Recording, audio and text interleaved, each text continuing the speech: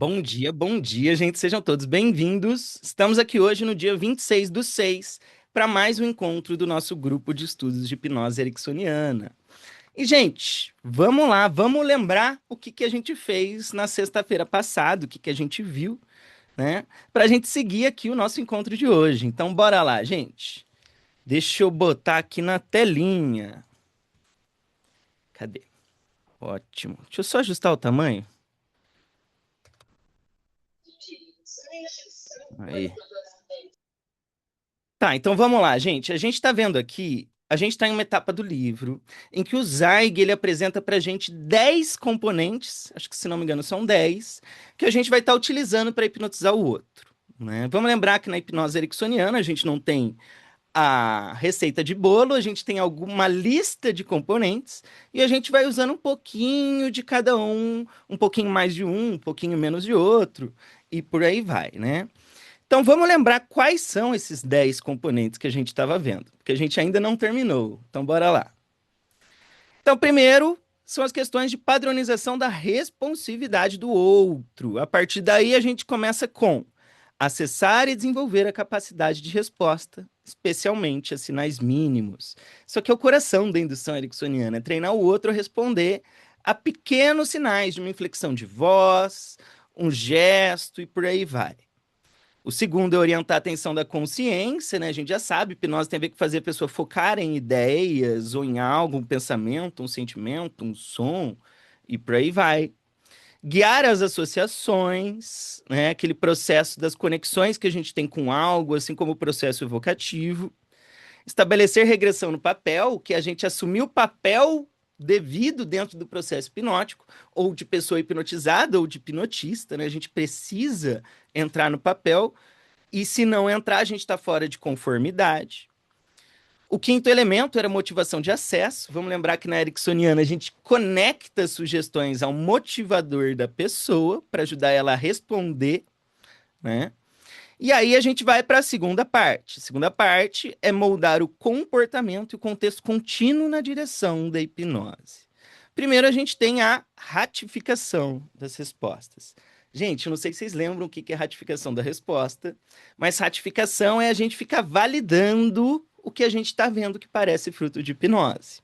Então, tudo que é sintoma de hipnose, vamos dizer assim, uma resposta que pareça hipnose, eu vou descrever essa experiência, eu vou chamar a atenção sua para essa experiência de alguma forma. Então, eu vou poder dizer desde um isso mesmo, muito bem, ou algo do tipo. Assim como eu posso dizer, olha, eu percebo que sua respiração mudou. Eu noto que você está tendo espasmos no seu braço. Ou algo do tipo, né? Então, tudo que eu notar que parece involuntário, que parece inconsciente, que é fruto da hipnose, eu vou fazer você perceber. Eu vou jogar a sua atenção para isso, para você se impressionar por essa experiência. Vamos lembrar que aqui o que a gente quer é que a pessoa se reconheça como hipnotizada. Então, essa parte da ratificação, gente, ela é importante. Por mais que o Zweig não dê um grande foco nisso aqui, gente, essa ideia de ratificação é um dos principais elementos de todas as abordagens ericksonianas, tá? Quando você vai ver os diversos alunos do Erickson, praticamente todos vão colocar isso aqui dentro do processo, tá? Então, isso aqui não é exclusividade do Zweig, isso aqui é básico de ericksoniana, né? Bom, e agora a gente volta oficialmente para a página 114, gente. Podem ir abrindo lá, 114.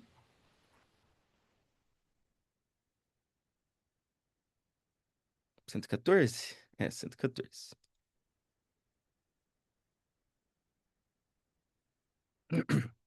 Então, vamos para o elemento 7.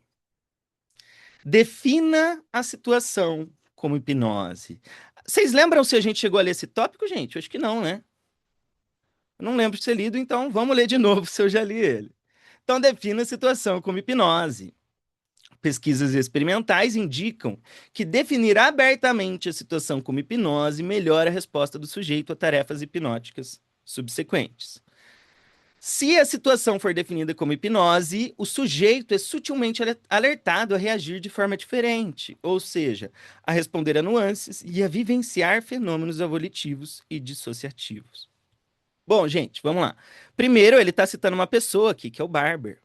Gente, o Barber é um cara importantíssimo para hipnose. Se você estuda hipnose e não conhece o Fyodor Barber, vai conhecer, porque tá faltando fundamento, tá? O Barber foi um dos caras que fez uma revolução dentro da hipnose. Ele é um pesquisador da psicologia social. Ele comprovou experimentalmente que a gente não precisa falar de transe para fazer hipnose. E ele associou a hipnose com aspectos, literalmente, gente, de contexto, né? De contexto. Então, dentro da teoria do Barber, a gente assume papéis durante a hipnose. Ou seja, a gente entra em conformidade de acordo com aquilo que é esperado com o papel que eu estou me colocando. Eu, como hipnólogo, assumo um papel de dominância, de hipnotista. E a pessoa hipnotizada, ela tem que assumir o papel de pessoa hipnotizada. Pessoa hipnotizada, ela tem um papel importante. Como é o papel de pessoa hipnotizada, gente? É alguém que fala pouco, é alguém que segue instrução, que fica quietinha, que se comporta de uma maneira muito específica. Se em um contexto chamado hipnose a pessoa não entra em conformidade, não assume o papel de como alguém hipnotizado se comportaria, a hipnose não acontece, né? Então, de fato, esse aspecto social é um dos mais importantes. Tá. Como o Dr. Erickson utilizou a indireção para insinuar hipnose, uma combinação de técnicas não verbais e paraverbais levou o paciente a compreender que esta situação é hipnose. Pausa. Então vamos lá. O Barber percebeu que só de eu falar que vai acontecer hipnose, você já responde a isso de alguma forma. A gente tem expectativa com relação à hipnose, né?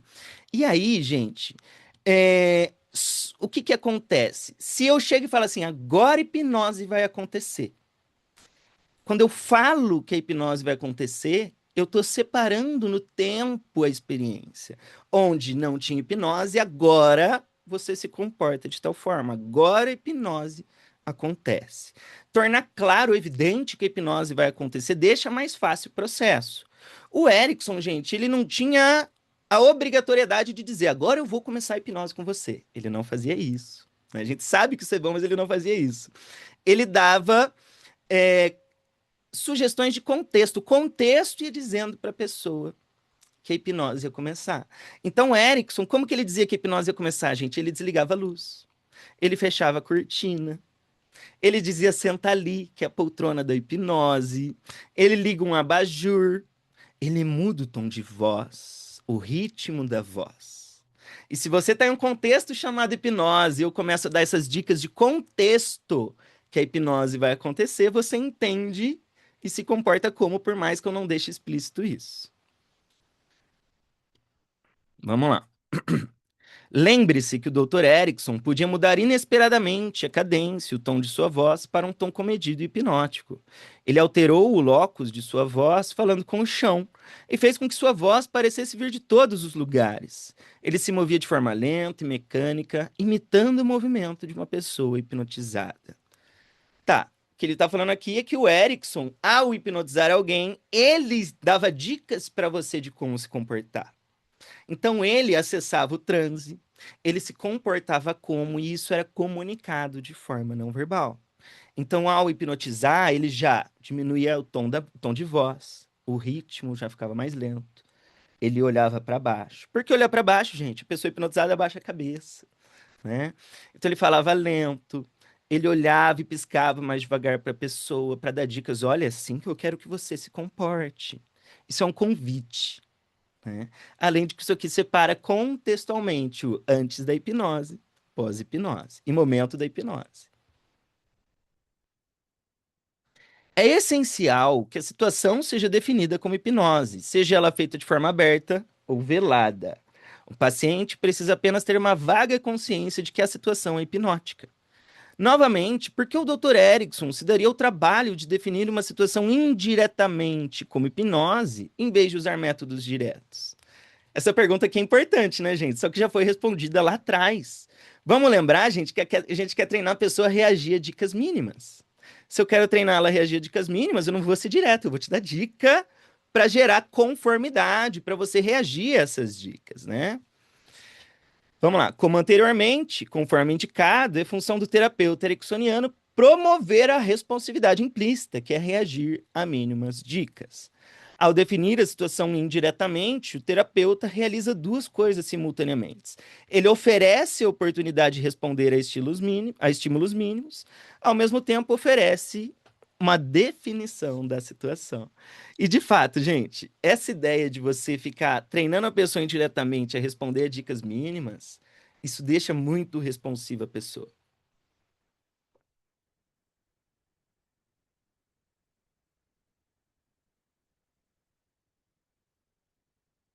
Uma das formas que o Erickson tinha de fazer definição de papel era justamente fazer a pessoa seguir pequenas instruções e dicas pequeniníssimas. Yuri, você quer falar alguma coisa? Eu ia comentar assim, e quando você hipnotiza a mesma pessoa várias vezes, só de Nossa. mudar o tom ali, logo de cara, a pessoa ela Uhum. já entra em transe, vamos dizer Sim, assim, porque ela sim, de reconhece fato. De fato. E reconhece inconscientemente, muitas vezes, né, gente? Então, assim, inconscientemente. Uhum. é literalmente, galera, uma divisão na forma de se comunicar aqui. Então, vamos entender que se eu começo a te hipnotizar e de repente eu mudo o tom de voz, o estilo da minha fala, a forma de se comunicar, e você é hipnotizado quando muda o tom de voz e o estilo de comunicação, da próxima vez que eu falar desse jeito, você já sabe o que está acontecendo. Não precisa dizer, ó, agora eu vou te hipnotizar. Você já tem essa experiência associada, né? Está ancorado, vamos dizer assim. Tá. Agora a gente vai para a terceira classe dos 10 componentes, né? Os três últimos. Então, é interromper o conjunto habitual consciente. Técnicas terapêuticas de confusão e desestabilização são utilizadas para romper o conjunto habitual consciente, a fim de estabelecer o conjunto hipnótico. Novamente, desestabilização e mistificação leve são essenciais para vivenciar a hipnose. Vamos lá, gente. Quando a gente vai estudar hipnose ericksoniana sério, a gente acaba caindo dentro da Fundação Milton Erickson, né? Que é o que é uma fundação que surgiu, né, para honrar o legado dele. E a grande maioria dos alunos do Erickson estão lá ou ajudam, oferecem estudos, ensinos lá dentro de alguma forma. A Fundação Milton Erickson, ela não é criou, né? Ela organizou 6 competências básicas que o profissional tem que ter para se dizer ericksoniano, né? E se você não sabe essas 6 competências, você utiliza aspectos ericksonianos ao invés de ser ericksoniano. E um desses principais componentes, um desses 6 componentes, né, é a competência da desestabilização. Desestabilização é um processo, gente, que a gente vai utilizar para interromper inflexibilidades da pessoa. Então, quando a pessoa está com uma crença inflexível, muito rígida, uma visão muito rígida, ela não está reagindo, ela está reagindo de forma rígida a algo, a gente desestabiliza esse sistema e dá uma sugestão logo em seguida. E existem várias formas de desestabilização, a mais famosa delas é a confusão mental, né? Não, nem sei se é a mais famosa, porque tem várias estratégias que a gente já usa sem saber. E isso aqui, gente, realmente é importante na Ericksoniana, né? Muitas pessoas vão ficar ensinando a Ericksoniana, falando só de metáfora. Isso aqui é mais importante do que metáfora, né? O tempo todo, né? O tempo todo ele estava hipnotizando. Então vamos lá. O primeiro que a gente vai ter é utilizar a confusão, a desestabilização. Vamos lembrar que a confusão é uma subclasse das técnicas de desestabilização, né? Então, Jay Haley, em 1990, observou que, independente de o operador perceber ou não, toda indução hipnótica utiliza confusão. O uso criterioso da confusão pode ser instrumental no processo de padronização de mudanças experienciais em responsividade, atenção, dissociação, intensidade e absorção. Métodos desestabilizadores podem ser comparados a arar um campo antes da semeadura. Faz sentido essa ideia de arar, porque você está preparando o terreno que não está fértil, né? Basicamente, essa é uma boa analogia mesmo. Usar a confusão pode parecer assustador, talvez excessivamente manipulador, a princípio. Mas lembre-se que a composição musical se baseia tanto em consonância quanto em dissonância, em harmonias estáveis e instáveis. Uma harmonia instável promete que uma harmonia estável se seguirá. Sem dissonância, o efeito da música seria limitado. Piadas costumam fazer sucesso devido à desestabilização momentânea criada pela comunicação em dois níveis. O riso subsequente resolve a tensão momentânea. E é justamente, né, o punch da piada, ele tem que vir com um processo de desestabilização, senão não existe graça, né? Não tem humor se não tiver desestabilização. Não é necessário nem desejável confundir maciçamente um paciente hipnótico. Uma leve distração ou desestabilização momentânea geralmente basta. Pausa, gente. A gente pensa que muitas vezes a confusão mental é aquela técnica de você vai deixar a pessoa super confusa? Não obrigatoriamente, tá? Gerando uma tensão relacional, o negócio já está funcionando. Então, só da gente começar a utilizar alguns tipos de metáforas, de analogias, alguns estilos de linguagem, já vai estar acontecendo ali uma desestabilização. O Zweig vai dar alguns exemplos aqui, sem ser confusão mental. Pelo menos eu acho que ele vai dar alguns exemplos. Frequentemente, a desestabilização é efetuada de forma não verbal, quando o terapeuta utiliza um padrão incomum de comunicação, como falar em voz baixa e cadenciada, com cadência em comum. De fato, né? Vamos entender o seguinte: se eu estou conversando com você e de repente eu mudo o tom de voz, eu falo em um ritmo diferente, eu mudo a minha gestualização, isso é desestabilizador, é esquisito. Isso te tira do seu padrão convencional, te obriga a se comportar de uma forma diferente, né? Não é comum a gente se comportar dessa forma em uma comunicação. Se o paciente perceber vagamente uma excitação momentânea indefinível, há uma leve desestabilização. A desestabilização é um subproduto da comunicação multinível. É óbvio que é um subproduto, gente. Se eu estou me comunicando de forma ambígua, vaga e ambígua, e você nota que eu estou sendo ambíguo, isso vai desestabilizar, porque você vai começar a se perguntar, tá, ele está falando disso ou daquilo? Né? Então, se eu começo a falar assim, e a tensão aumenta enquanto você ouve a minha voz, eu estou falando do quê? Eu estou falando da sua atenção ou da tensão do seu corpo? Você começa a perguntar, isso é desestabilizador. Né? A ambiguidade por si só já é desestabilizadora.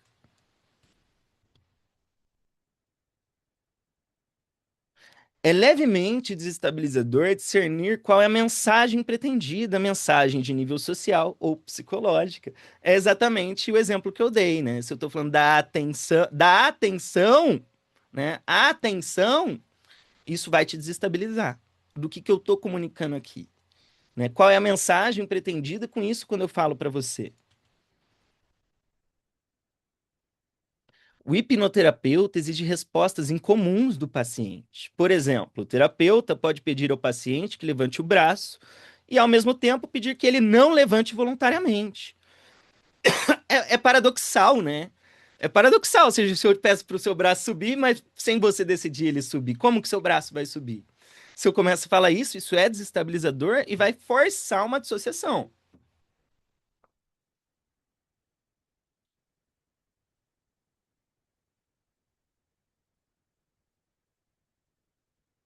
A resposta não será acompanhada por sensações de movimento associado. Portanto, até mesmo o hipnotizador tradicional utiliza métodos sutis, talvez levemente mistificadores, oferecendo sugestões de levitação com os braços em um tom cadenciado, induzindo o paciente a realizar a tarefa inconscientemente, em vez de voluntariamente. Técnicas de desestabilização podem facilitar ainda mais os sentimentos de avolição, como ilustra o exemplo a seguir. O que é avolição? Vamos lembrar, gente, é uma resposta sem decisão, uma resposta aparentemente involuntária. Ah, tá, esse exemplo aqui, ele vai, eu não sei se vai ficar bom em português, porque ele vai usar ambiguidades, né? Pode ser um presente muito agradável, agradável perceber certas mudanças de movimento de forma gradual. E você não sabe qual braço sua mente inconsciente pode selecionar para levantar em direção ao seu rosto. Sabendo que à medida que ele se move para cima, você pode aproveitar e ficar mais absorto na experiência. Tá, isso aqui é uma indução de levitação de mãos, né? Bem legal, realmente. Então, olha que interessante aqui, ó. Agradável, né? Agradável é um motivador aqui, né? Agradável perceber certas mudanças de forma gradual. E aqui, ó, ele joga pra mente inconsciente. Peraí, que bugou minha tela aqui. Ele joga pra mente inconsciente o movimento do braço. Ele não diz que a sua mão vai subir, você vai fazer sua mão subir. É o seu inconsciente que faz sua mão subir. Então eu jogo pro automático, eu jogo pro passivo, né? Tá. É comum usar métodos de desestabilização antes das sugestões desejadas. As pessoas não gostam de se sentirem seguras, portanto, tendem a responder positivamente à sugestão concreta que se segue à interrupção, especialmente quando sentem que sua resposta aliviará a tensão criada pela confusão. Vamos lá, gente. Galera, a confusão mental, ela não funciona por um subconsciente. Ela não funciona por nada do tipo, não tem faculdade crítica associada a nada de confusão mental, tá? Vamos lembrar, quem criou a confusão mental foi Erickson. Erickson trouxe confusão mental para hipnose, ele jamais fala de subconsciente associado a isso aqui. Erickson entende as técnicas de confusão mental como um processo de relação, de relacionamento. Como assim, Roberto? De relacionamento? Gente, é muito simples. Se eu começo a conversar com você, você tá conectado comigo e eu falo algo que você não compreende, que você não entende o que eu digo, o que que você vai fazer? Você vai virar para mim e vai falar: hã? O quê? Repete para mim, não entendi. Por que que você vai falar isso? Porque você quer aplicar significado a essa comunicação. Se você está conversando com alguém, você quer entender o que está sendo comunicado. Quando a pessoa que está se comunicando com você não compreende o que está sendo dito, ela vai ficar tensa, vai ficar ansiosa, vai surgir uma tensão na relação por ela não compreender esse significado. Então, essa pessoa que não compreende, ela se engaja nessa relação, nessa comunicação, para aplicar sentido no que está sendo dito. Só que a questão é a seguinte: como não existe sentido para aliviar essa tensão de relação que existe, ela aceita a sugestão que você oferecer. Só que isso aqui só vai acontecer se tiver em rapport, né? Então, se você está conversando com um amigo, o seu amigo fala e você não compreende o que ele disse, você vai dizer o quê? Aí ele vai repetir. Se você não entender de novo, você vai falar quê? Ele vai repetir. Quando você entende, a tensão alivia. Essa é a ideia da confusão mental, não tem subconsciente nenhum. Vamos lá. Em diversas situações, o Dr. Erickson iniciou um relacionamento hipnótico ou terapêutico com uma técnica de confusão. Essa abordagem pode ser eficaz para romper papéis e configurações habituais, mas exige muita habilidade e não é recomendado para iniciantes. De fato, também não recomendo para iniciante, né? Porque pode usar isso aqui de uma forma não tão legal que vai quebrar rapport. Tem método para fazer, né? E é interessante, né? Porque de fato ela rompe papel e configurações habituais. Quando eu gero a confusão logo no início, você vai aplicar sentido e eu já entro como um dominante da comunicação, um dominante da relação, né? Você está se colocando nesse nível quando eu gero a confusão com você. Então realmente faz sentido. E a função de qualquer desestabilização é romper o padrão habitual. Um método de 3 etapas pode fazer parte do processo de estabelecimento de respostas hipnóticas. Esse método de 3 etapas é da PNL. O terapeuta se envolve em 3 etapas sequenciais: o ritmo, a interrupção e o padrão. Nossa, vamos lá, porque isso aqui está numa linguagem que não faz sentido se você não entende a linguagem que ele está usando. Eu vou ler e depois vou explicar. O terapeuta ritma um aspecto da experiência do paciente. Usa desestabilização para promover a interrupção e padroniza e elicita a fenomenologia do novo estado hipnótico da consciência e seus comportamentos relacionados. A excitação indiferenciada criada pela desestabilização potencializa a oferta subsequente. Então vamos lá. Quando ele diz ritmo, ritma um aspecto, ele está falando de acompanhamento. Ele está falando do acompanhar. O Paulo escreveu ali, é o PIS, né? O que que é o acompanhar, gente? O acompanhar é aquela descrição da experiência imediata, né? Você está aí sentado, você está me ouvindo, você veio para essa aula e você aprende hipnose ericksoniana com facilidade. A parte de acompanhamento é a parte mais importante da hipnose ericksoniana. E ritmo é o termo que o modelo Milton da PNL utiliza para falar sobre acompanhamento. Eles não usam acompanhar, né? Eles não usam esse termo, eles usam ritmo. Então, o terapeuta, ele ritma o aspecto da experiência do paciente, ele faz o acompanhamento, ele usa a desestabilização, então acompanha, acompanha, acompanha, desestabiliza, e aí ele dá a sugestão para aliviar a tensão, e a pessoa reage à sugestão, né? Bom, isso aqui, gente, é como eu ensinei no meu curso de confusão mental, né? Você faz o acompanhamento, você dá a desestabilização, e aí você dá a sugestão. De fato, essa é a estrutura para uma confusão mental. Não existe, gente, técnica de confusão mental sem acompanhamento. Se alguém te ensinou a fazer confusão mental sem acompanhar, te ensinaram errado.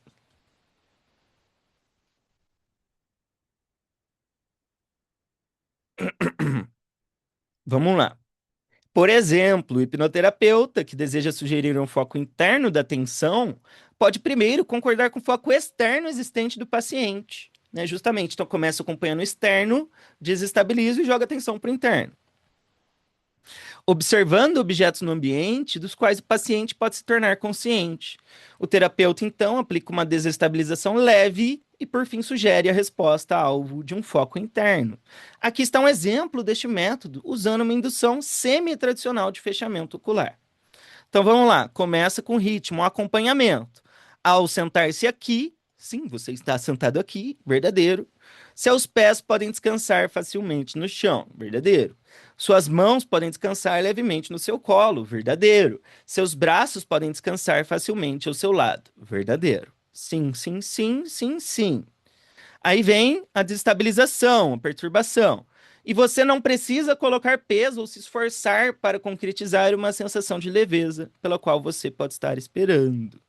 Olha só, ele fez uma estabilização levíssima pela linguagem, né? Ele está falando de descansar facilmente, ele já vai falar de colocar peso e já traz uma ideia de sensação de leveza. Isso aqui é um paradoxo, né? Aí ele dá padronização, que é sugestão.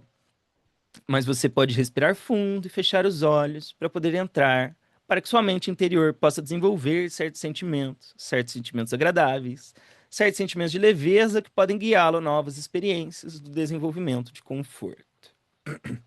Então ritmo, interrupção e padronização não são apenas parte da microdinâmica da sugestão hipnótica. O método é uma fórmula básica em psicoterapia. De fato, né? O Erickson ele não usava confusão só para hipnotizar. Ele usava a confusão para obter respostas e para obter respostas terapêuticas. Depois que o paciente apresenta o problema, o terapeuta aceita e o ritmo e o acompanha. Talvez interrompa ligeiramente o padrão habitual desadaptativo do paciente, redefinindo. E então o ajuda a consolidar um comportamento mais eficaz. Vamos lembrar que muitas vezes o Erickson poderia fazer isso aqui terapeuticamente, com um choque, com uma surpresa ou com algo do tipo também, né? Uma vez que alguma interrupção tenha sido efetuada, a obtenção de respostas autônomas solidifica a experiência do paciente de obter transe. Então, olha o que ele fala aqui. O que vai dizer que vai fazer a pessoa obter transe é a obtenção de respostas automatizadas. Gente, o que define hipnose como hipnose não é o estado de transe, é o surgimento de respostas involuntárias.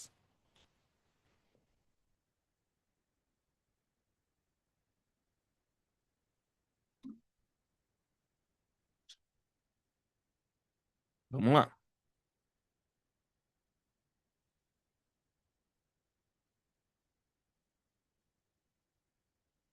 Aí a gente vai para a classe 4, que é incentive o comportamento automático. Como já enfatizado, é importante que os pacientes, na experiência hipnótica, tenham algum grau de avolição. Vamos lembrar o que é avolição? Resposta aparentemente involuntária, sem decisão.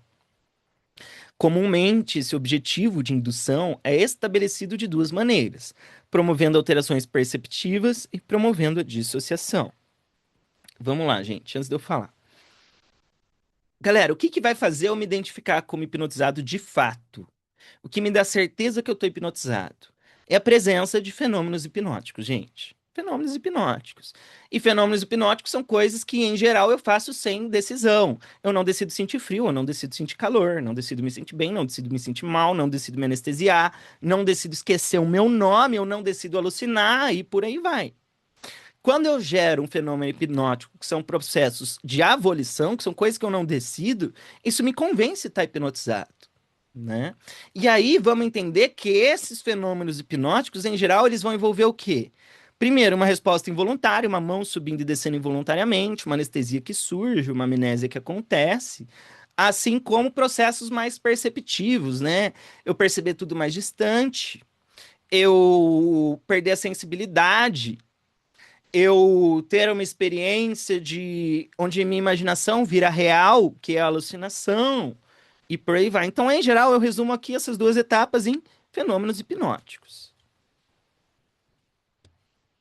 Então, primeiro, promover alterações perceptivas, que são fenômenos cognitivos, né, em geral. Durante a indução, sujeitos hipnóticos podem manifestar leve despersonalização, que é fenômeno cognitivo, né? E alterações relacionadas na experiência sensorial, como percepção bidimensional, alterações na imagem corporal e sensações de movimento. Tais alterações podem ocorrer espontaneamente durante a indução hipnótica. A técnica de padronizar a mudança perceptiva durante a indução exige que o clínico maximize a capacidade do paciente de plasticidade no funcionamento perceptivo. O terapeuta, frequentemente, começa utilizando os fenômenos naturais que o paciente vivencia fisiológica e avolitivamente. Então, o que ele está dizendo aqui, gente? Durante uma indução, ericksoniano específico, você vai fazer conversando com a pessoa muitas vezes. A pessoa vai estar falando, não vai estar totalmente passiva. E enquanto você se comunica com o outro vai falar um pouco sobre a experiência que está acontecendo e o hipnólogo vai se utilizar, ele vai aproveitar o que já acontece a favor do próprio processo. Então, se enquanto você está hipnotizada, você me relata uma experiência sensorial alterada, perceptiva alterada, eu vou incentivar a amplificação dessa percepção alterada, né? Então, o que ele está falando aqui, na verdade, é de utilização. Você vai começar utilizando o que já está acontecendo, né? O que está acontecendo naturalmente com a pessoa aqui. Por exemplo, em uma indução tradicional de fixação ocular, o terapeuta pode sugerir que o paciente fixe o olhar em um objeto, durante o qual ele pode notar alterações na percepção visual, como visão de túnel ou alterações físicas, como lacrimejamento. É exatamente isso, né? Gente, se eu peço para você fixar o seu olhar em um ponto, em algum momento, provavelmente você vai ter uma visão de túnel, vai ficar enevoado, vai ficar escuro em volta ou algo do tipo. A tendência é que aconteça esse fenômeno só de você fazer uma fixação do olhar. Então, quando eu faço uma fixação do olhar, o que eu vou fazer? Eu vou amplificar essa resposta, eu vou validar isso aqui no meio do processo, né? Então eu peço para você fixar o olhar, eu prevejo, eu digo, olha, em algum momento, talvez você tenha visão de túnel, talvez fique enevoado. E quando você me relata que isso está acontecendo, eu amplifico essa resposta, eu faço isso parecer ainda mais intenso.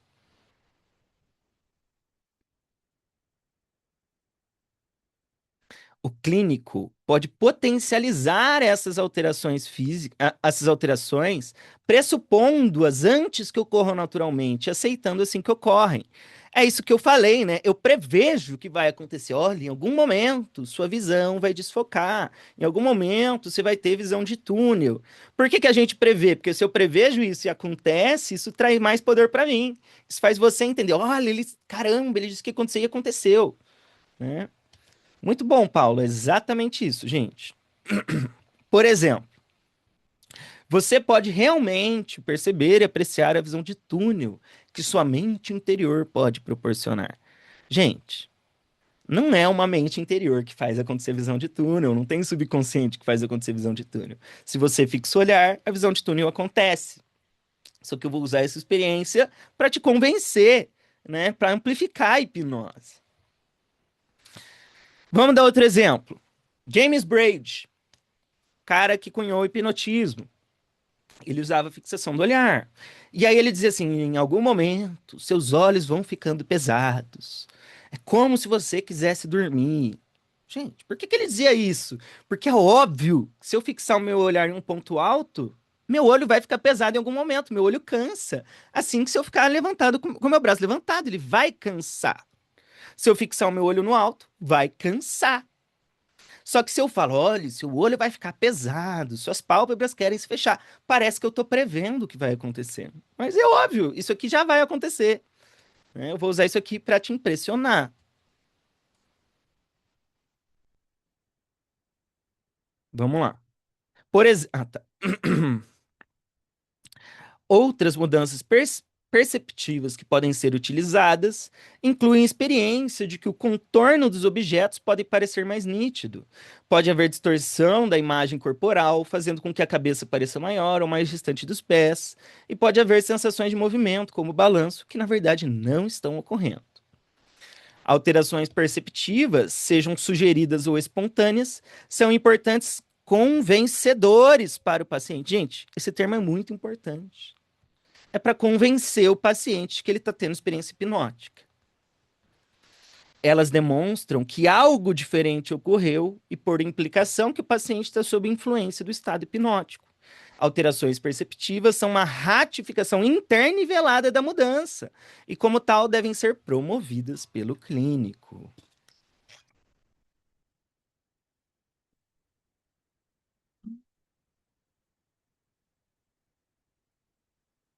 Vamos lá. Promover a dissociação. Esse aqui, gente, na minha opinião, é um dos elementos mais importantes dos 10. Relacionada à promoção de alterações perceptivas, a dissociação refere-se à capacidade das pessoas para experiências involuntárias. A dissociação implica um grau de funcionamento autônomo. Vamos falar um pouco o que é essa dissociação que ele está falando aqui. Dissociação é divisão, é estar dividido. O que ele está chamando de dissociação aqui, gente, é a experiência de, durante a hipnose, eu estar aqui consciente enquanto existem processos involuntários, inconscientes que estão acontecendo sem eu decidir. Quando eu, sem decidir, começo a ter processos inconscientes e involuntários, isso aqui me dá a experiência de estar hipnotizado.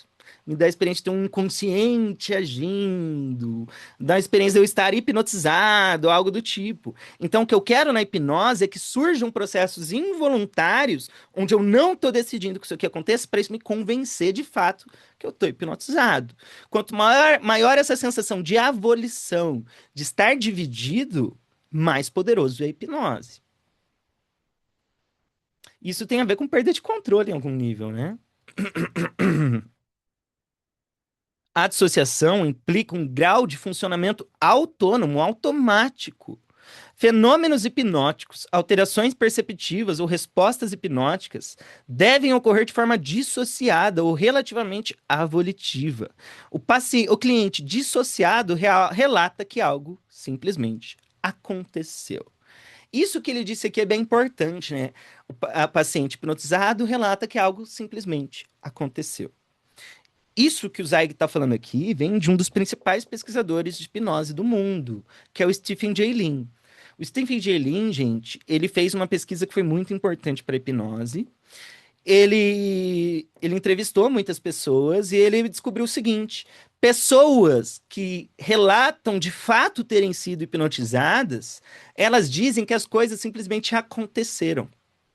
As pessoas que foram hipnotizadas, mas que relatam que não se sentiram hipnotizadas, elas dizem que elas fizeram as coisas acontecer.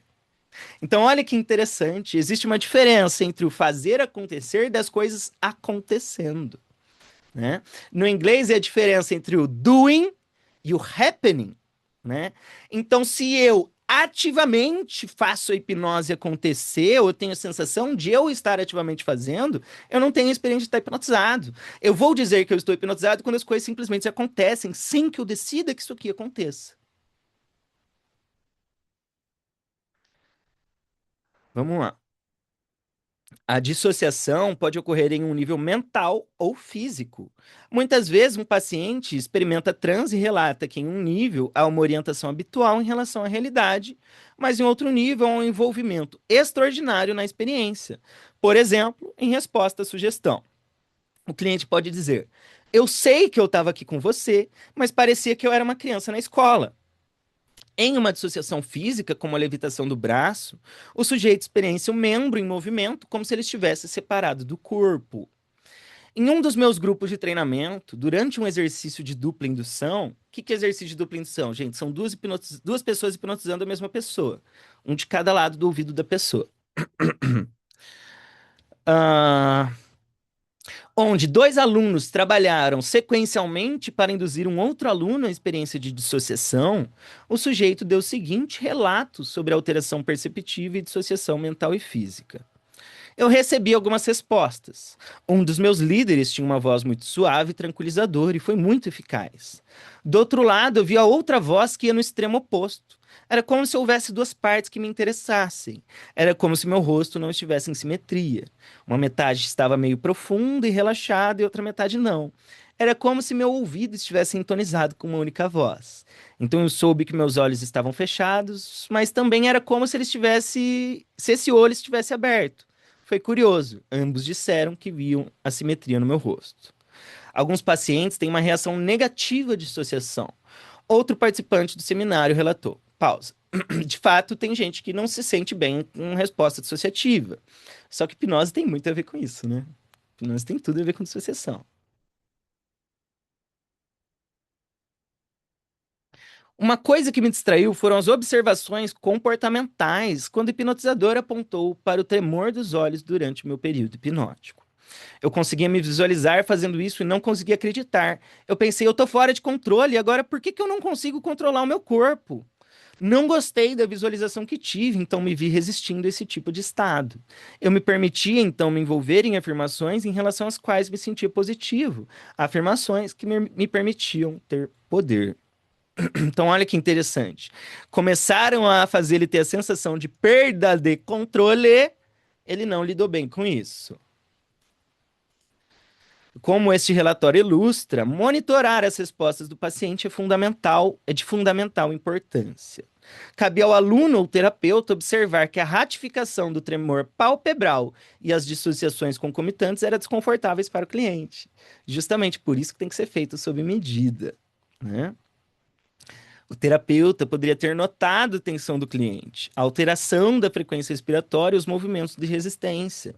A partir dessas afirmações, o aluno terapeuta poderia ter oferecido sugestões mais construtivas e de apoio, ou seja, se adaptar à resposta ao estilo hipnótico da pessoa que está sendo hipnotizada.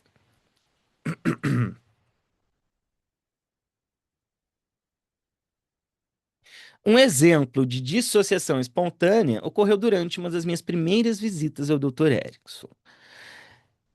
Esse caso que vai tá descrito aqui, gente, ele tá descrito no livro Vivenciando Erickson, né? Tá na terceira parte do livro. Em 1975, levei o meu amigo Paul, especialista em gravação de vídeo, a Phoenix, para conhecer o Dr. Erickson e gravá-lo em vídeo conduzindo induções hipnóticas. Paul foi uma das primeiras pessoas com quem tentei trabalhar quando comecei a estudar hipnose. Embora ele se interessasse por hipnose, não parecia ser um grande assunto. Na época eu não sabia muito sobre hipnose e Paul provavelmente percebeu isso. Ele não respondeu a minha técnica, porque eu realmente não tinha nenhuma. Acontece que Paul era um sujeito sonâmbulo para o Dr. Erickson. Então vamos lá, gente. Tem um contexto aqui. O Zeig, ele queria muito estar perto do Erickson. Ele viu o Erickson como um grande mestre, ele não tinha tanto tempo disponível com o Erickson. Então era de extrema importância para ele esse momento ali de hipnose, de ensino para o Zeig. Né? Então ele convida o amigo Paul. Zeig não tinha conseguido hipnotizar o Paul ainda e o Erickson consegue hipnotizar o Paul. Né? Vamos ver o que acontece aqui. Um dia gravamos o Dr. Erickson trabalhando com Paul. Foi uma fascinante indução ao trabalho com um paciente sem experiência anterior, ou seja, o Paul não tinha sido hipnotizado antes. E fiquei satisfeito com o material. Estávamos gravando alguns dos primeiros vídeos do Dr. Erickson. Posteriormente, descobrimos que Paul havia esquecido de conectar o microfone, então só tínhamos um filme mudo. Gente, de fato, eles se reuniram para gravar a hipnose, só que ficou sem som. E aí o Zeig começa a brigar com o Paul, porque eles perderam a oportunidade de ter a gravação que eles poderiam estudar depois, né? Vamos entender que naquela época não era fácil gravar as coisas. No final do dia, quando fizemos essa descoberta, relatamos ao Dr. Erickson que me lembrou que o filme mudo também era minha responsabilidade. Não era apenas responsabilidade do Paul garantir que o equipamento estivesse funcionando corretamente. E aí, gente, os dois começaram a discutir, né? Na manhã seguinte. Aí, chega a manhã seguinte, Dr. Erickson. Ah, é. Vamos lá, gente. Os dois estavam muito putos, tinham brigado, estavam tristes por ter perdido a gravação. Chega o dia seguinte, o Erickson utiliza essa falha que aconteceu na gravação como método hipnótico, como ensino. Então ele usa o que está acontecendo agora a favor do aprendizado, a favor do processo. Vamos ver o que, que o Erickson faz.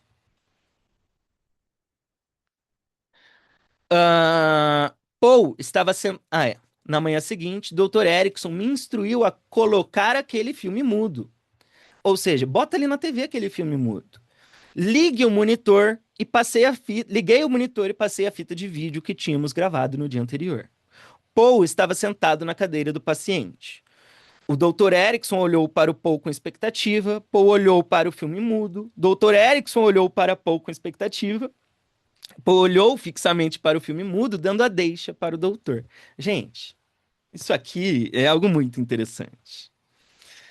Bom, Zaig liga o filme mudo. Aqui está o filme, aqui está o Paul. Aqui tá o filme, aqui tá o Paul. O Erickson olha pro filme, olha pro Paul.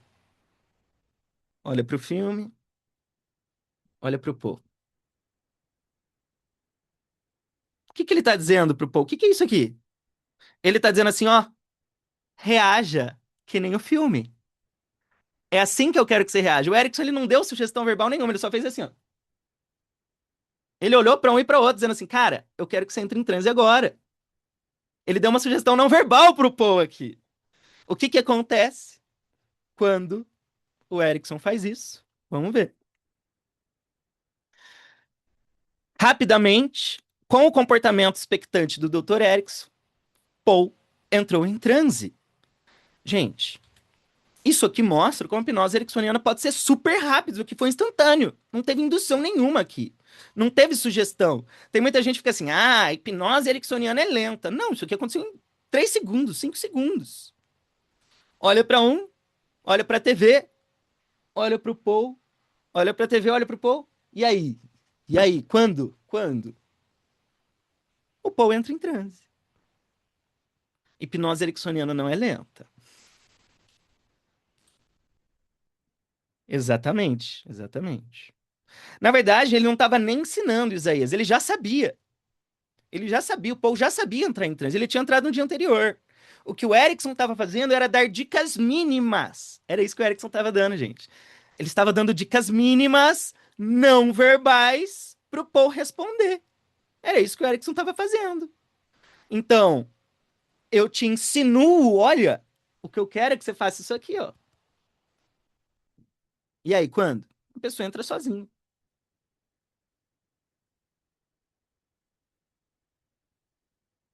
Rapidamente configurei a câmera para registrar o que o Dr. Erickson faria em seguida com o Paul.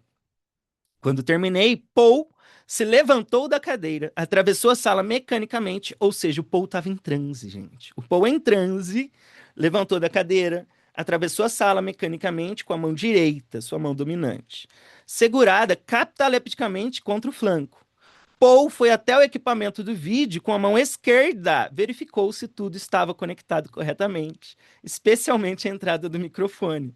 Ou seja, gente, o Paul aprendeu uma lição no meio dessa. Inconscientemente ele foi lá ligar o microfone. Então, alheio ao ambiente, voltou mecanicamente para sentar-se na cadeira e continuar o transe. Paul olhou para o Dr. Erickson e disse com uma voz lenta e hesitante: Eu gostaria que o senhor me ensinasse mais algumas coisas enquanto estou nesse estado. Paul desconhecia o braço direito cataléptico dissociado. Manifestou uma dissociação espontânea. Foi uma excelente experiência de aprendizado para ambos. Paul e eu. O Dr. Erickson observou que normalmente leva algum tempo para um paciente aprender a realizar uma dissociação tão profunda. Observe que o Dr. Erickson utilizou algo que achávamos não ter valor: o filme mudo. Ele utilizou o vídeo sem valor e imbuiu de valor. tornou-se uma lição indelével, tanto sobre a utilização quanto sobre como pessoas hipnotizadas respondem a sinais mínimos de expectativa. Ele demonstrou como o transe pode ser estabelecido, ajudando o paciente a se lembrar vividamente de uma experiência anterior de transe. Então, olha que interessante, né? Ele está falando aqui de dicas mínimas e de fazer a pessoa se lembrar da última experiência de transe, porque quando eu me lembro, eu reacesso a experiência. Na experiência humana, a dissociação é mais regra do que exceção. De fato, gente, a gente vive nesse estado de associação. Isso aqui tem a ver com a nossa experiência real. Você anda na rua dissociado, você não anda os seus pés se movimentarem. Você lava a louça dissociado, seu corpo lava a louça por você. Você toma banho dissociado, seu corpo se dá banho. Você dirige dissociado. Gente, isso aqui tem a ver com economia de energia, com aprendizado.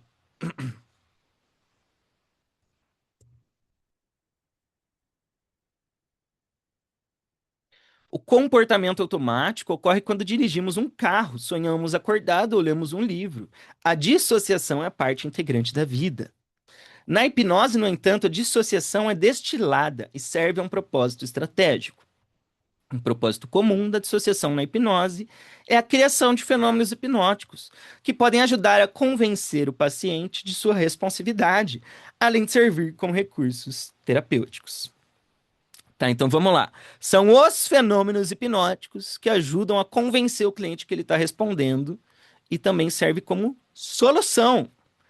Gente, na hipnose ericksoniana se usa os fenômenos hipnóticos como fonte de solução, né? Recursos podem ser fenômenos hipnóticos também, mas esse é um papo para outra hora. A terapia baseia-se no acesso a recursos, recursos que muitas vezes estão adormecidos ou dissociados da consciência, de modo que o paciente se sente incapaz de encontrá-los e utilizá-los. Embora todo paciente ansioso tenha claramente um histórico de relaxamento, ele ou ela pode se sentir incapaz de acessar essa capacidade. Além disso, problemas psicológicos são dissociados na medida em que simplesmente acontecem.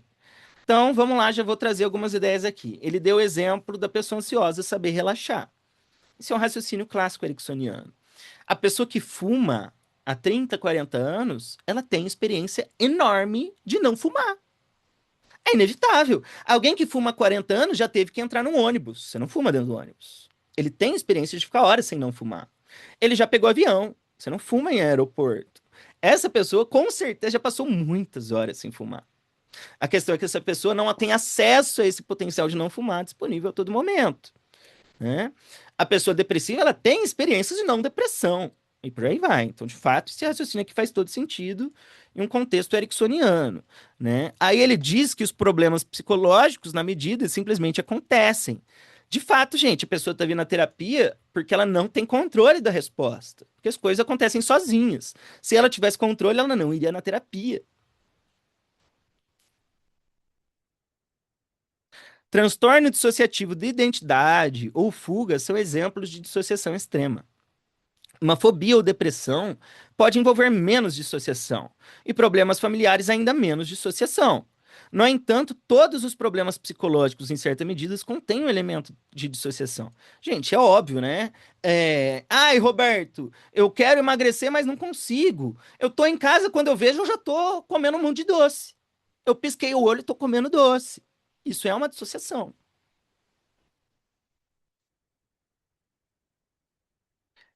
Os pacientes sentem presos a um padrão na qual não conseguem obter uma resposta desejável. A dissociação é, no entanto, de longe, uma experiência mais adaptativa e positiva do que negativa. A maioria das ações da vida, falar, andar e prestar atenção, ocorre automaticamente. A ação avolitiva torna a vida possível. A dissociação fundamenta soluções e problemas. De fato, né? Dissociações hipnóticas podem servir como uma plataforma a partir da qual dissociações adaptativas podem ser criadas. Um dos objetivos da terapia é ajudar o paciente a substituir o estado problemático que operava automaticamente por um estado novo e eficaz. O que um terapeuta e paciente gostariam de ver operar de forma mais automática possível. A hipnose pode facilitar um comportamento automático benéfico. Legal, isso aqui ele tá falando de transe tóxico, né? Se a pessoa vê algo, entra em um transe tóxico e reage de uma forma explosiva, vamos pegar esse exemplo clássico, né? O marido que chega com um problema, onde algo acontece na casa dele, ele perde o controle e grita com a mulher. O que que eu quero fazer? Eu quero tirar ele desse transe tóxico e alterar esse estado explosivo para um estado de equilíbrio. Eu vou gerar um novo automatismo. Eu vou desautomatizar essa resposta e vou gerar um automatismo novo, né? Eu vou gerar um transe novo de empoderamento. Então perceba que aqui nessa visão, a hipnose tem muito mais a ver com o processo involuntário do que significado, do que ressignificação, né?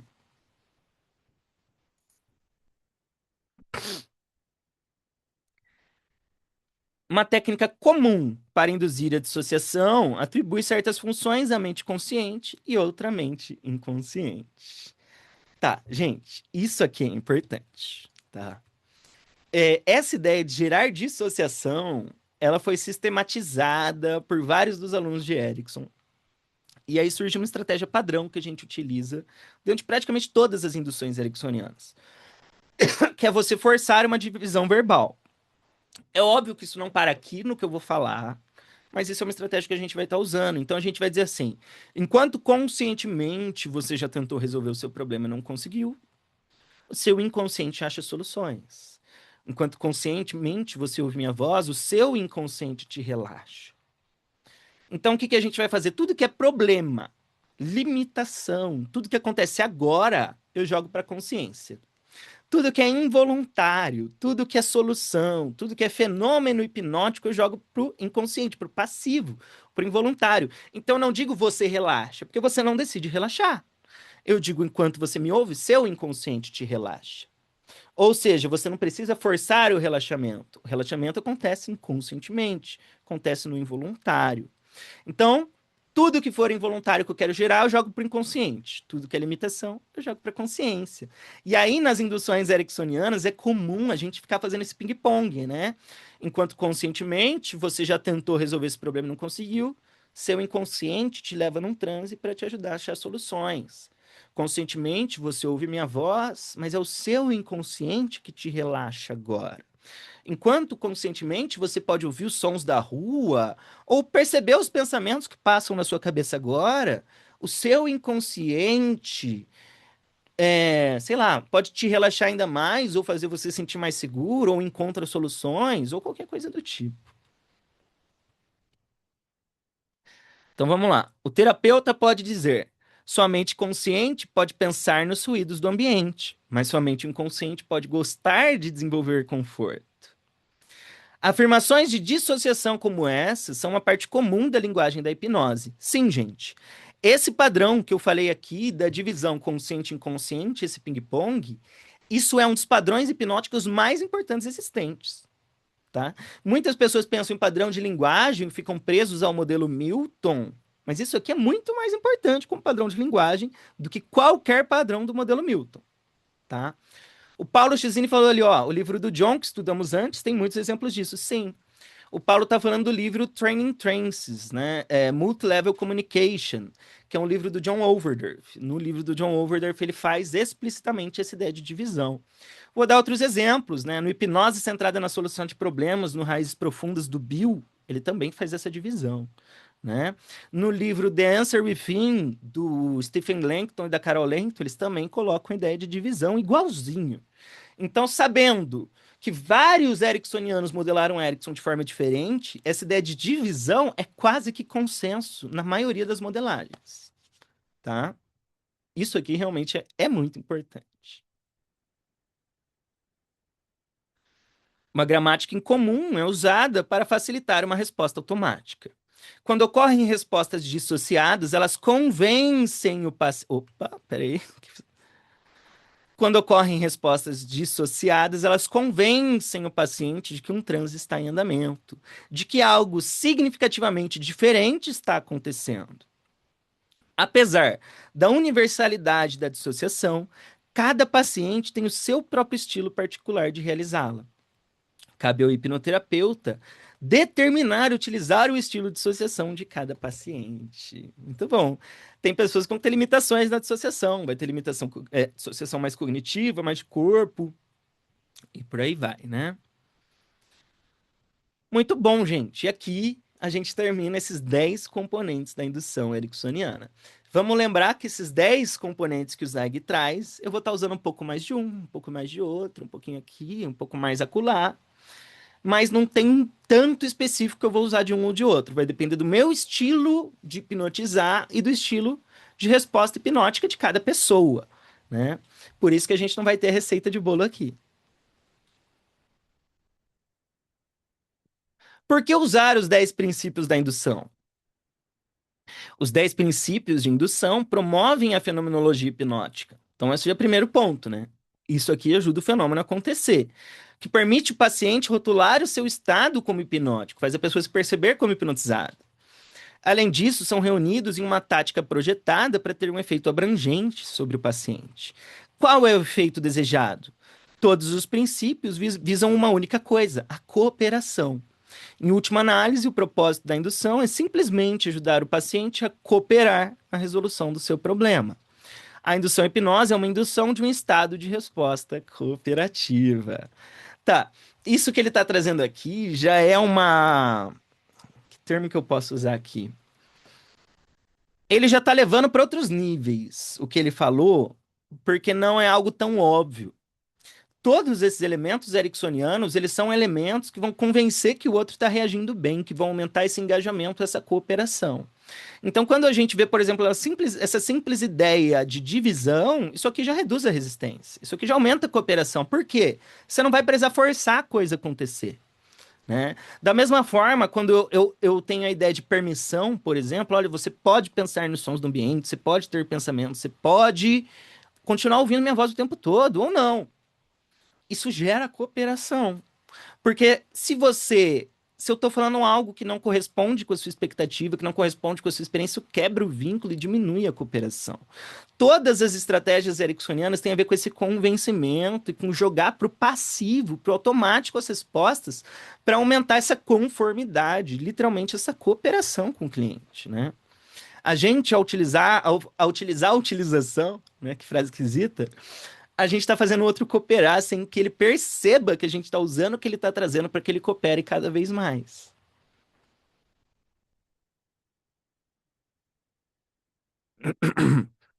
Vamos lá. Alcançar um estado de conformidade é um grande desafio da psicoterapia, cujo objetivo é despertar os pacientes para os seus próprios recursos e habilidades latentes. Simplificando, o objetivo de todas as terapias é proporcionar um ambiente no qual os pacientes sigam os seus próprios bons conselhos. Na maioria dos casos, os pacientes sabem o que precisam fazer. Por exemplo, parar de procrastinar, ser gentis no relacionamento, mudar de emprego, dieta, etc. No entanto, eles podem não fazer exatamente o que o raciocínio dita. A indução da hipnose tradicional, hipnose ericksoniana, melhora a adesão e aumenta a capacidade do paciente de cooperar na obtenção de objetivos terapêuticos. Então, olha que interessante, o processo de indução, ele gera conformidade, faz você cooperar com o próprio processo.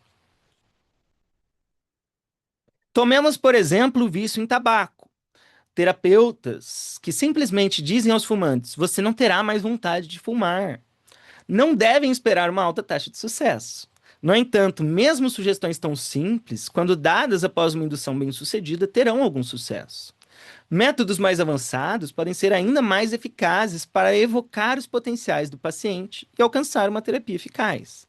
Mas, independente da técnica hipnótica aplicada, a resposta à indução deve ser estabelecida primeiro como indicador da cooperação do paciente. Os 10 princípios da indução e a fenomenologia resultante operam tanto na indução tradicional quanto na ericksoniana. Os hipnoterapeutas podem enfatizar alguns princípios e minimizar outros. Portanto, a hipnose resultante provavelmente será uma função da inclinação do hipnotizador. O que ele quer dizer? Eu, como hipnólogo, tenho esses 10 componentes e eu decido quanto de cada componente eu vou utilizar. É óbvio que a partir das minhas bases, dos meus preceitos, do meu estilo de hipnotizar, eu vou usar mais de um e menos de outro. Por isso que vai depender da inclinação do hipnotizador, né? Isso aqui é o que eu falo da experiência hipnótica ser plástica, né? Ela é muito variável, de acordo com a expectativa mesmo, né? E embora os métodos tradicionais possam ser bastante valiosos para alguns pacientes, os métodos ericksonianos podem alcançar ainda mais pacientes com melhores resultados. Vamos examinar a ocorrência dos 10 princípios de indução no trabalho tradicional e ericksoniano. Os métodos ericksonianos utilizam princípios de indução flexíveis e personalizados, enquanto os métodos tradicionais tendem a se basear em roteiros pré-definidos.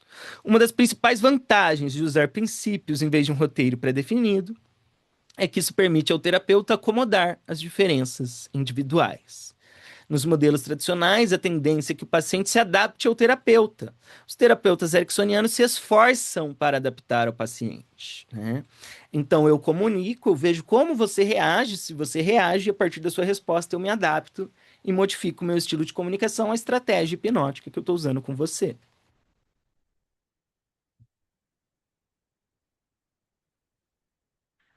Tá, deixa eu só dar uma olhada aqui. Beleza.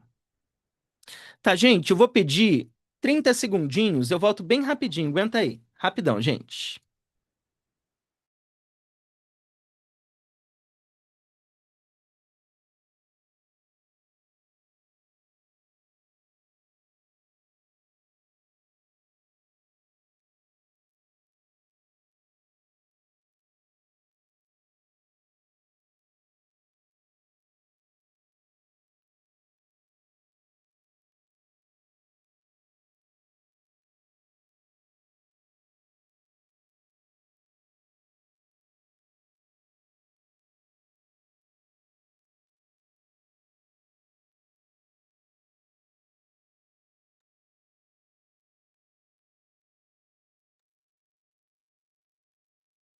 Já voltei. Vamos lá.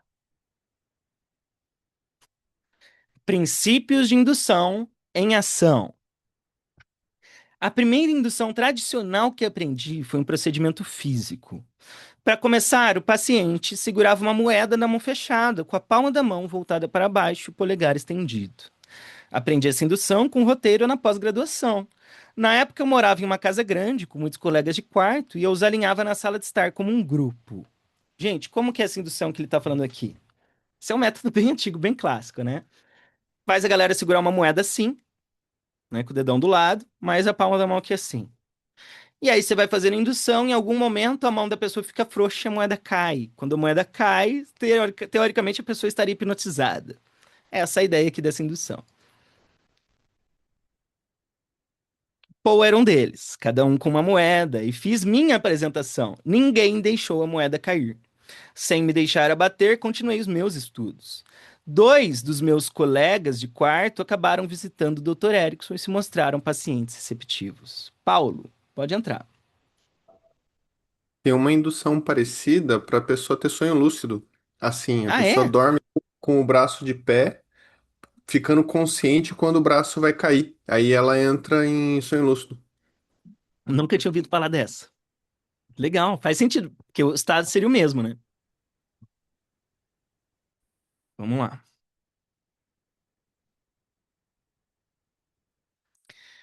Sem me deixar abater, continuei meus estudos. Dois dos meus colegas de quarto acabaram visitando o Dr. Erickson e se mostraram pacientes receptivos. Mas quando os coloquei em fila na sala de estar, eu estava usando uma receita e tinha pouca confiança na minha capacidade. Foi bom que nenhum deles deixou a moeda cair, pois eu não tinha treinamento para o próximo passo. A tabela 5 apresenta um exemplo e uma análise simplificada. Os princípios de indução aplicáveis aparecem na coluna da direita. Podemos identificar vários outros princípios em ação na indução acima, incluindo confusão leve e regressão de papéis. A novidade da tarefa pode ser um pouco desorientadora, pois o paciente também foi encorajado a assumir um papel regredido sob influência do operador. A ratificação pode ser adicionada como ao método, mas no modelo tradicional, a ratificação frequentemente ocorre após o término do transe. Então vamos lá, vamos lembrar que ratificar é o processo de validar a experiência do outro como hipnotizado. Como na clássica eu estou lendo uma receita, eu só valido depois quando eu converso com o sujeito. Aqui, como a gente está falando de uma hipnose que acontece no meio de uma conversa, muitas vezes, eu estou validando à medida que ela está acontecendo, né? Ela acontece ao vivo. Vamos seguir ali. Por exemplo, o operador pode posteriormente perguntar: Você já experimentou mudanças tão profundas em sua visão antes? Isso aqui é uma ratificação depois, né? Eu ratificaria antes. Uma resposta positiva ratificaria a existência do estado previamente alterado. E ele vai dar uma tabela. Gente, vamos lá. Isso que ele vai trazer aqui como exemplo pra gente é uma versão reduzida. Não obrigatoriamente vai ser tão curtinho assim, tá? Esses componentes, na verdade, eles são mais abertos do que o Zeig está trazendo aqui agora. Então, primeiro, eu começo dizendo, é assim que começamos a hipnose, ou agora a gente começa a hipnose. Quando eu falo isso, eu estou definindo a situação como hipnótica, né? Eu estou dizendo, ó, a hipnose vai começar, comece a se comportar como sujeito hipnótico. Então, agora a gente começa a hipnose. Olhe fixamente para um ponto em seus polegares, né? O que que eu estou fazendo aqui? Estou jogando a sua atenção para algo. Estou fazendo você se concentrar em algo. Isso é importante na indução. Eu quero afunilar a sua atenção. Segundo, quando eu dou essa pequena instrução, eu estou desenvolvendo a sua capacidade de resposta. Estou fazendo você entrar em conformidade. Então a gente dá pequenas instruções. Vamos se lembrar disso daqui, né? Então, olhe fixamente em um ponto em seus polegares. 3. E comece a notar que sua visão muda, que é aquela etapa lá, é a etapa 9 que ele trouxe, né? Uma alteração da percepção. É óbvio que a visão vai ser alterada se eu fixar o meu olhar, né? Pode ficar embaçado e seus olhos podem lacrimejar, que é a mesma coisa, né? Eu tô jogando sua atenção para uma alteração de percepção, né? Eu tô prevendo que isso vai acontecer e quando acontece, isso te impressiona. Depois de um tempo, você começa a notar o peso da moeda. Aí eu tô jogando sua atenção para outra coisa. Então, os seus dedos começarão a abrir lentamente. Olha, os seus dedos, não é você vai abrir os seus dedos. Os seus dedos vão se abrir. Como se os seus dedos tivessem vida própria. Eu não estou falando que você vai abrir suas mãos, seus dedos. Não. Os seus dedos vão se abrir. Né? Então, isso aqui é uma linguagem, uma comunicação de dissociação. Né? Quando a moeda cair, os seus olhos se fecharão e você poderá começar a entrar em transe. Não é você fechará os seus olhos vão se fechar. Ele está falando como se aqui fosse uma consequência, né? Quando a moeda cair, seus olhos vão se fechar, como se fosse passivo, e você poderá começar a entrar em transe. Então, forcei a dissociação. E por último, acho que você vai encontrar algo realmente interessante nisso, né? Ao encontrar algo interessante é o motivador dessa pessoa aqui. A segunda indução tradicional que aprendi foi um procedimento de visualização. O sujeito foi solicitado olhar fixamente para um ponto vazio na parede e imaginar um relógio com um ponteiro de segundos grandes, vermelho e amplo. Quando o ponteiro de segundos passasse do 12, o sujeito deveria fechar os olhos, relaxar e entrar em transe. Ou seja, eu estou focando a atenção da pessoa em uma imaginação. Não é só em um ponto aqui, é uma imaginação. Assim como no primeiro exemplo, os mesmos princípios gerais de indução estavam em operação. A atenção era focada, a situação era definida como hipnose, dissociação era sugerida e etc. Obviamente, os procedimentos tradicionais utilizam mais do que mero fascínio e relaxamento para promover a indução. No entanto, os operadores tradicionais tendem a se basear em protocolos rotineiros e não enfatizam de forma flexível os princípios subjacentes à indução. Poucas tentativas são feitas para adaptar a indução ao indivíduo. Os princípios de indução são operacionais na prática tradicional e ericksoniana, porque são fundamentais para as respostas hipnóticas. Então, olha que interessante, tudo que a gente está falando aqui na ericksoniana não é exclusivo da ericksoniana, tudo isso aqui já acontece na clássica, porque a ericksoniana é o desenvolvimento da clássica, não está descolado. É um refino da prática clássica. Então eu tenho que ter a clássica para ter a ericksoniana, que é o nível 2. Né? Não existe ericksoniana sem clássica. No modelo ericksoniano, abordagens individualizadas são preferidas. Em vez de monólogos, as induções do Dr. Erickson eram diálogos. Olha que interessante. Então, uma indução ericksoniana não é obrigatoriamente você de olho fechado me ouvindo. Uma indução ericksoniana pode ser o quê? Uma conversa, um bate-papo. Isso não existe na clássica, né? Na clássica eu dou instrução e você só reage.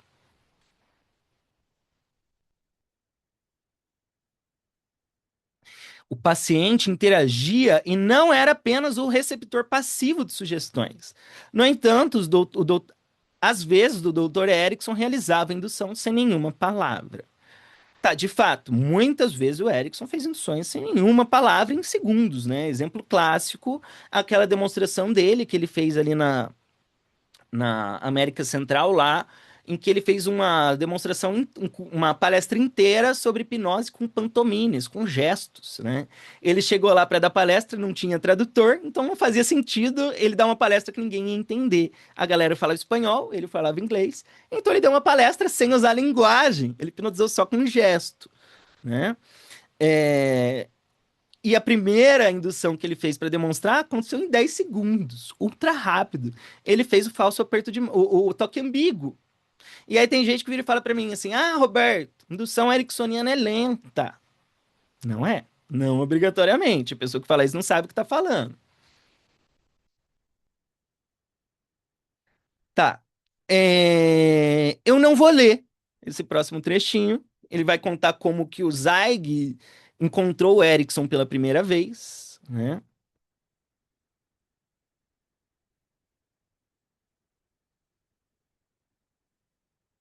Vamos lá.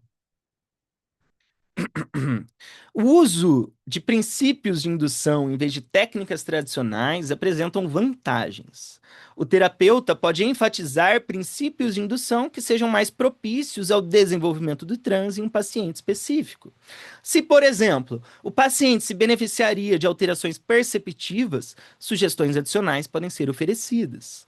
Induções de forma livre surgem organicamente da situação, adicionando intensidade emocional ao relacionamento e permitindo a possibilidade de adaptar o procedimento ao indivíduo. O que ele está falando aqui, gente, é que essas induções ericksonianas elas vão ter um impacto maior. Pelo simples processo de ser utilizado o que está acontecendo agora. Então, a gente está usando a sua reação, como você está lidando agora com o processo e eu pegando o que já está rolando a favor do processo, isso deixa mais mágico, isso te engaja muito mais do que eu fazer um processo standard. A terapia pode ser inserida na indução. A indução pode ser coordenada com a terapia a seguir. Na hipnose tradicional, a indução é o meio de induzir o transe, não a relação entre a indução e a terapia a seguir. Tá, o que que ele tá falando aqui, gente? Dentro da ericksoniana, a indução hipnótica muitas vezes já é a terapia. Não obrigatoriamente. Mas muitas vezes a indução é o processo terapêutico propriamente dito, tá? Uma indução personalizada pode ser um prelúdio para uma terapia futura. A indução pode, não significa que vai ter, a indução pode conter a terapia. A indução pode ser um método de terapia, não apenas um meio de estabelecer o transe. A indução pode ser criada falando sobre um tópico que interessa ao paciente, como andar de bicicleta ou caminhar. Ótimo, vamos lá. Então, primeiro, o que que ele está falando aqui? A indução ela pode ser utilizada em cima de algo que acontece agora, como uma superfície para o processo hipnótico acontecer, como uma interface para o processo hipnótico acontecer. E aí eu posso utilizar a sua gestalização de agora para te hipnotizar, né? Eu posso usar o seu comportamento de agora para hipnotizar. Então eu posso virar e falar assim: olha, e você coce e passa a mão na sua boca agora.